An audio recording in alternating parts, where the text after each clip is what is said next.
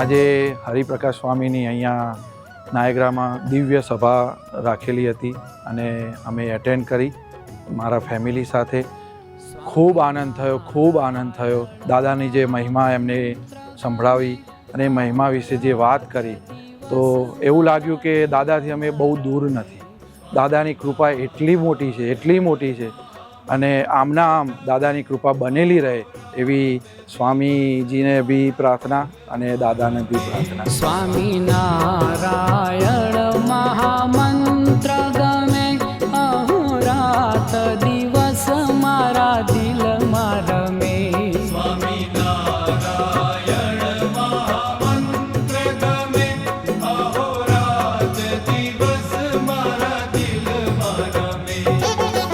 સ્વામીજી જે કહ્યું અમને ખૂબ ગમ્યું. ત્યારે એમણે ભજન કરવા ઉપર ધ્યાન આપ્યું કે દરેક માણસે ભજન કરવું જોઈએ, પોતાનો ટાઈમ વેસ્ટ ના કરવો જોઈએ, ભજન કરી અને જીવન વિતાવવું જોઈએ. ખૂબ આનંદ થયો. દાદાની જે મહિમા એમને સંભળાવી અને મહિમા વિશે જે વાત કરી તો એવું લાગ્યું કે દાદાથી અમે બહુ દૂર નથી.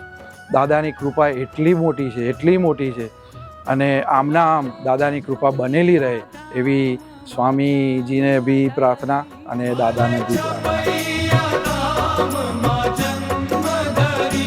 વર્ણિવેશ હિમાચલ તપ કરી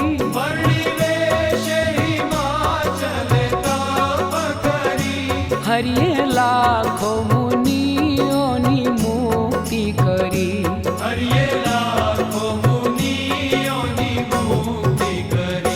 સ્વામિનારાયણ મહામંત્ર ગમે અહોરાત દિવસ મારા દિલમાં રમે.